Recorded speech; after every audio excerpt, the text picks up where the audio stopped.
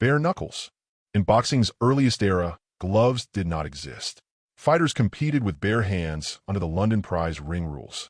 Punching the head was risky because broken hands could end a fight instantly. As a result, boxers relied heavily on body shots, clinching, and grappling rather than pure punching. Because gloves were absent, no boxing glove brands existed during this period. Protection was minimal, and boxing was closer to a survival contest than a sport. Early padded gloves and mufflers. The first padded gloves appeared during training sessions, not official fights. These early gloves, called mufflers, were handmade and inconsistent.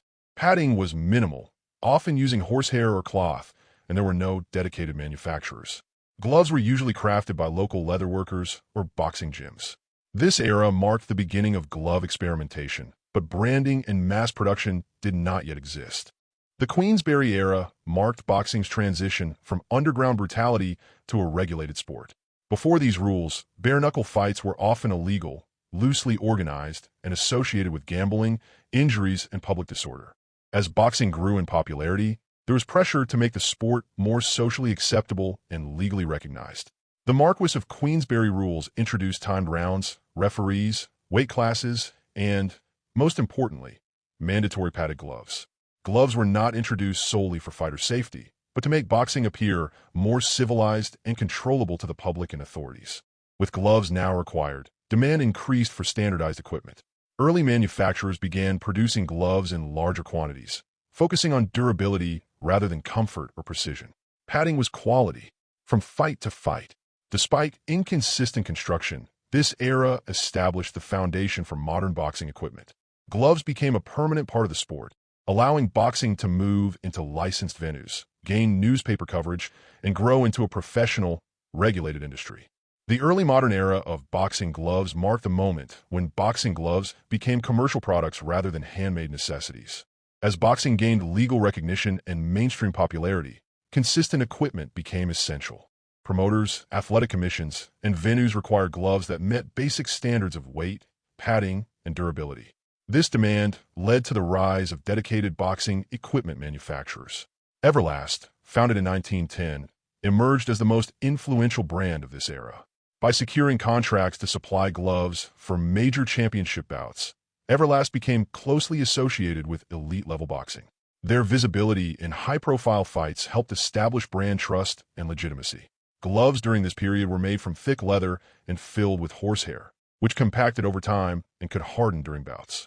While this padding offered limited shock absorption, craftsmanship improved significantly compared to earlier eras, with better stitching, shape consistency, and wrist closures. For the first time, branding became visible inside the ring. Fighters and trainers began favoring certain glove makers based on durability, feel, and reliability, marking the beginning of brand loyalty in boxing equipment. This era laid the groundwork for modern glove innovation, even though safety remained secondary to durability and performance. Safety regulation and brand expansion. Between the 1960s and 1980s, boxing entered a period of rapid global growth, and concerns about fighter safety became increasingly difficult to ignore. As television brought boxing into millions of homes, injuries, knockouts, and long-term damage became more visible to the public, forcing commissions and governing bodies to respond. Glove manufacturers began improving construction to meet new expectations. Stitching became stronger and more consistent to prevent gloves from tearing mid-fight. Padding was distributed more evenly across the knuckle area to reduce cuts and fractures, while wrist support was reinforced to help protect fighters' hands during repeated impact. Everlast remained the dominant brand during this era, largely due to its deep ties with promoters and athletic commissions. However, new glove manufacturers began emerging in different regions, offering alternative designs and catering to specific markets.